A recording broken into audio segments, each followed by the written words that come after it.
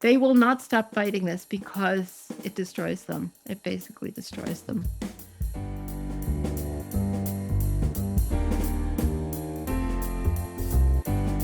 Welcome to Rising Anxieties. I am Mariann Sullivan, and this is where I try to talk about what's worrying the industry, the animal abuse industry, and I end up talking a lot about what's worrying me, which was kind of an unending conversation. But I'm doing my best here, guys. I'm doing my best. Don't forget to subscribe, either on a podcatcher or on YouTube, and hit like wherever you listen, as long as you do like, even if you don't. All right, our first story is from Meeting Place. Does this group speak for farmers? This is by Jack Hubbard, who's now their resident commentator, basically, on the animal rights movement. And he's talking about an advocacy group run by two people who previously worked for the Humane Society of the United States, the nation's largest animal rights group. It has a staff of half a dozen or so. Its major funders, according to public documents, are an animal rights activist billionaire. Yay! Could we have more of those, please?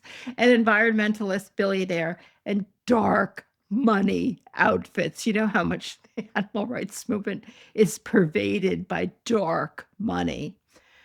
Does this sound like a group that has the best interests of farmers in mind? Actually, I would say, yeah. The interests of farmers are basically similar to the interests of other people, I would say. Well, not really. But if they were, it would definitely have their interests in mind. He doesn't think so. This is Farm Action, and it represents itself as a voice for farmers in Washington, D.C. And I actually haven't heard of Farm Action before. I should know more about it. I'm looking at it right now. I'm supposed to improve this before I was supposed to like figure this out before I start recording, but I kind of was assuming that it was part of the accountability project, but I actually don't know. I don't know. It says it's in Mexico, Missouri. I did not know there was a Mexico, Missouri. Is there a who we are? About our team. We are farmers, researchers, policy experts, and communicators. Angela Huffman is the president, and Joe Maxwell is this chief strategy officer. I don't know these people at all. Maybe two of them used to work for Main Side of the United States, but they're not people that I've heard of. So yeah, it sounds like it's actually about farmers. So it's not according to this particular article. Who thinks that it's just it's a front for animal rights activism on Capitol Hill. Mexico, Missouri being obviously the center point of animal rights activism. All right, so it's basically trying to fight Prop 12. The ongoing story of Prop 12. The reason they're faking being farmers instead of animal rights activists, according to this guy, is that they know that farmers have more credibility on the Hill than a cadre of vegan activists. That's probably true, but it shouldn't be true. And according to this article, they represent a handful of farms that believe they benefit from Prop 12, those with whole food style production systems. And it gives a veneer of credibility to a political agenda that ultimately wants to end all animal agriculture. Well, that's what I want to do. I kind of doubt that these people do. And he also contends that voters in California are extremely remorseful about having voted for this, and only 35% saying they would support the law today. I'd like to see that poll. But God, I think it's entirely possible. But I'd like to see the poll. And he points out, this is really interesting, about half of states have a citizen initiative or referendum process, which, that's my understanding, is about half, giving wealthy animal rights groups, as opposed to the poverty-stricken meat industry, plenty of options for ballot measures targeting animal protein. In November, an animal rights research group released polling showing strong public opposition to standard animal husbandry practices in poultry, pork, and beef. The group is encouraging more ballot measures. Well, if there's strong public opposition to these things, isn't that a reason we should have these laws? I don't get that. I mean, I guess he knows his audience here. which he thinks is the meat industry. He doesn't know it's us. Fortunately, according to him, the Trump administration, yay, to the rescue, is trying to put an end to these ballot box shenanigans. So shenanigans would be like representing the will of the people, apparently. The administration, I did not know about this. The administration sued the state of Michigan last week over its law banning the sale of non-cage-free eggs at grocery stores. It's interesting because, the Supreme Court has upheld Prop 12. So I wonder what the arguments they're making in that lawsuit. I'm not saying they don't have any. I mean, I haven't seen it, and I assume they know about the Supreme Court case, and they're trying to find a way around it. But that'll be interesting to keep an eye on. They will not stop fighting this because it destroys them. It basically destroys them. All right. That's the big story for the week, which I just delayed trying to figure out who those people were. But then I have a bunch of other stories because the thing that, every week I report on diseases because it's diseases that are crazy. I have been reporting for a while on New World Screwworm, which is in Mexico. And they're really, really worried that it's heading to the U.S. because it's carried by flies. So that's bad. Texas governor declares disaster declaration to prevent New World Screwworm. And so this is Greg Abbott, of course, and he issued a statewide declaration to facilitate assistance to Texas New World Screwworm response team's efforts in preventing the spread of the flies. And he also said that the state would partner with Agriculture Secretary Brooke Rollins on the USDA's $750 million domestic sterile New World Screwworm production facility. In case you're worrying about where your tax dollars are going, it's going to produce sterile New World Screwworm flies. And also, if you're in Texas, you have a lot more, a lot of your state taxes are going towards that. So this is a statewide disaster declaration. These people are really getting panicked. And so they can fully utilize all state government prevention and response resources. The resources would be your tax dollars to prevent the reemergence of this destructive parasite. And they have now a New World Screwworm Grand Challenge, which includes plans to distribute $100 million to projects that enhance fly production. Oh my God. And you could imagine whose hands that money is going to go into. It's going to be one more boondoggle. All right, I have another article on screwworm. It doesn't really add that much, but U.S. begins dropping sterile flies in Texas as the New World Screwworm inches closer to home. So they're actually throwing these flies out in the world. So things are coming along here. These flies, this is a very, very bad disease for the cows. The cows, of course, will be the ones to suffer. And those sterile flies, who knows what happens to them. USDA will reallocate aircraft and sterile insects to reinforce coverage along the U.S.-Mexico border. More of your tax money at work. We'll see. I mean, every week I report on that, and every week it's worse. It's not getting better. All right, Nipah virus, another disease. Why a deadly outbreak of Nipah virus in India matters to U.S. swine producers. This is the subtitle. This is by Jennifer Scheich in Pork Business. Those last articles were from, let's see, also from Pork Business and Meeting Place. I forgot to mention. I like to mention since I'm quoting them. So, although the immediate threat is a public health crisis, the U.S. swine industry is on alert, as entry of this virus into the U.S. could lead to devastating industry losses and a complex zoonotic challenge. So, all right, maybe it's just the way she wrote it, but the public health crisis is an immediate threat, but that's not the reason the pork industry is worried. Apparently, the pork industry is on alert because we could have industry losses. All right, Nipah virus is apparently pretty serious. It has a fatality rate significantly higher than COVID-19. And pigs are a big problem. The natural reservoir for Nipah virus is bats, fruit bats. But according to this article, pigs play a critical role as intermediate or amplifier hosts. In the 1999 Malaysia outbreak, pigs were the primary drivers of human infection. So just at least it's a little further away than Mexico. It's in India. At least that's where they know it is. And the infections in the pigs are often silent. they're subclinical, so, you know, it wouldn't be obvious that they're sick until, like, people around them start getting sick. So that's fun. All right, what's next? Antibiotics. So this isn't directly about disease. It's about how the industry helps spread disease in general, bacterial disease. This is from Sentient Media. Sales of antibiotics for farm animals jumped 16%, FDA data shows. Now, for years, there has been conversation about how the industry has to cut down on the use of antibiotics because, now, as I'm sure you know, when the antibiotics create a way for the bacteria to what's the word, change, develop, adapt to the antibiotics, and so they become more and more lethal. And the real key is that the antibiotics become useless because the bacteria have adapted to them. So the more you use, the worse, the less valuable they are. All right, so this is a 1-year increase of 16% in the use of antimicrobials and antibiotics, and it's helping to drive up antibiotic-resistant infections in people. And antibiotic-resistant infections in people leads to almost 3 million infections and 35,000 deaths a year in the United States alone.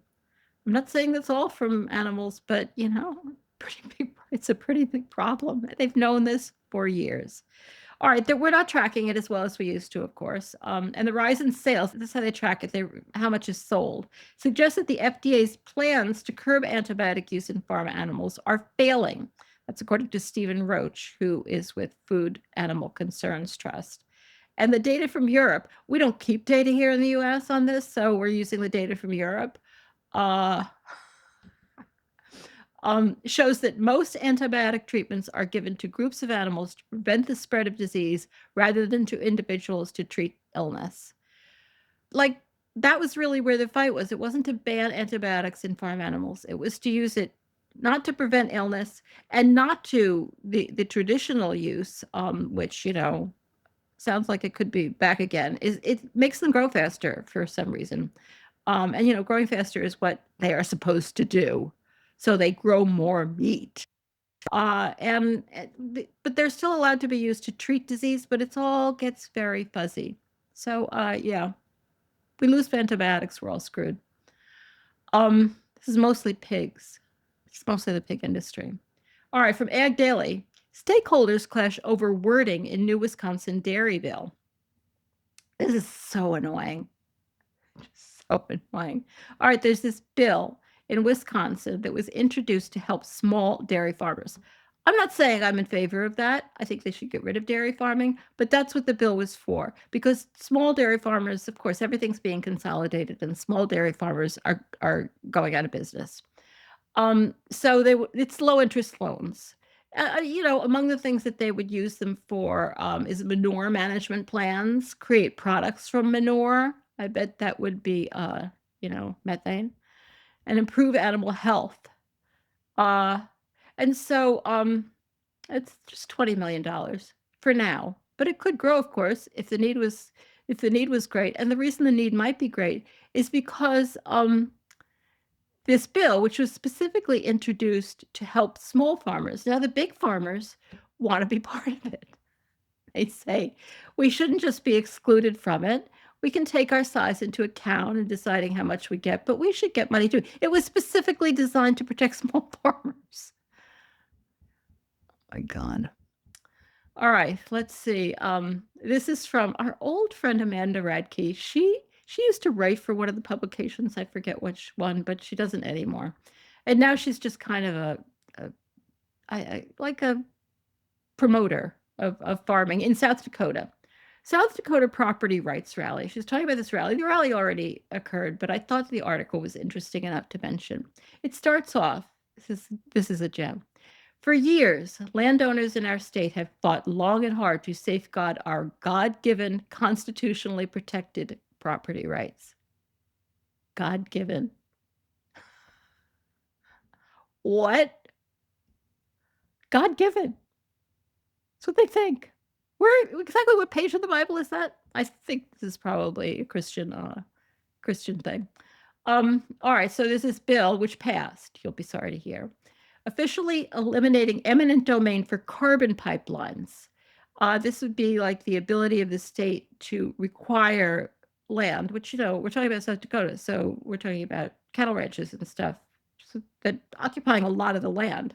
So that would allow these carbon pipelines to cross people's land through eminent domain. Now, when I first saw that, I thought, well, carbon pipelines, they sound bad.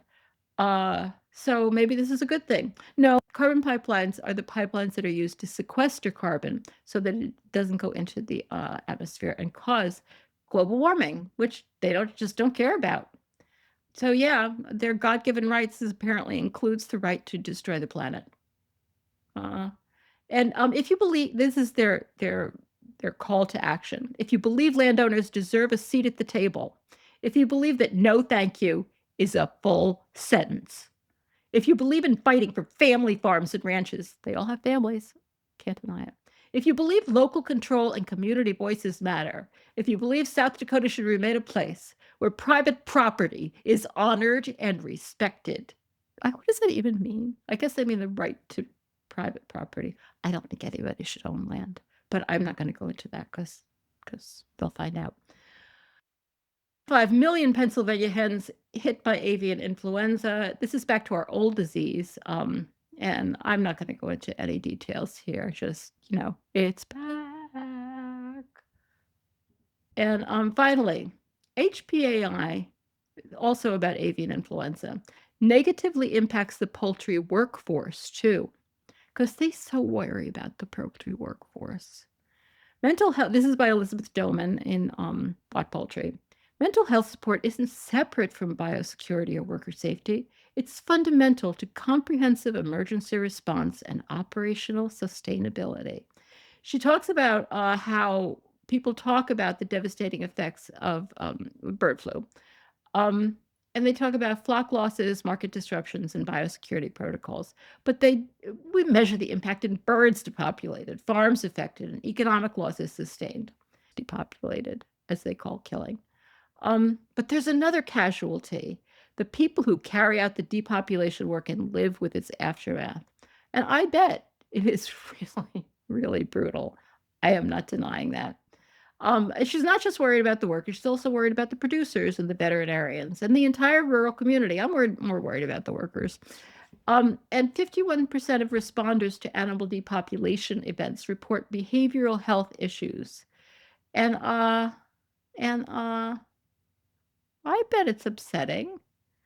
And they're among the things that they're worried about are job uncertainty, income loss, personal infection risk, concerns about personal protective equipment, grueling work hours. So all of those would get anybody down. But the thing she thinks is really worrying them is something deeper at work. Now, you have to remember, these are people who are working on poultry, quote unquote, farms. So they're used to raising these birds and then sending off to, snatching them up and sending them up to be slaughtered. So you wouldn't think that killing them would be, maybe it's worse, but is it really categorically different? But she thinks it is. Because she thinks that what drew most people to poultry work, let's face it, what draws most people to poultry work is desperation. But she thinks that it's an interest in animal agriculture, pride in producing safe food, satisfaction in raising healthy flocks. Their daily work revolves around promoting life and health. Their daily work is about raising birds to die at, 6 weeks.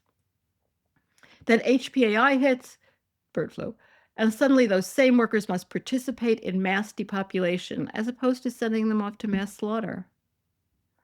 Like, what? Do they think this is true? I'm always confused by that. Well, I'm confused by that every week. So, things are bad out there. Things are bad here. I didn't talk at all about I barely mentioned the administration, but that's what most of our anxieties are rising about. And it's hard to sometimes focus solely on what's going on in the industry when so much is going on in the world, but I tried. And it's bad. It's all bad. I'm sorry. I know you're all suffering from anxiety fatigue, but here I am. It's what I do. Thanks for joining me today on Rising Anxieties, and thanks for tuning in always. And don't forget to subscribe, like, and comment on your favorite podcatcher or on YouTube. And don't forget to tune into our other podcasts, The Hen Report and the Our Hen House interview. Last Friday's interview was with Wayne Shung and Stefan Seitz about Wayne's appeal from his conviction in an open rescue case in Sonoma County. Must listen. Really, must listen. This coming Friday, I'm excited. I haven't done this interview yet. Jan Dutkiewicz and Gabriel Rosenberg about their new book, Feed the People, which is really good. Really, really good. Thanks again. Thank you to Vicki Beechler and Jen Riley for their help with the podcast. And don't forget to follow us and share this episode if you can. Thanks. Bye.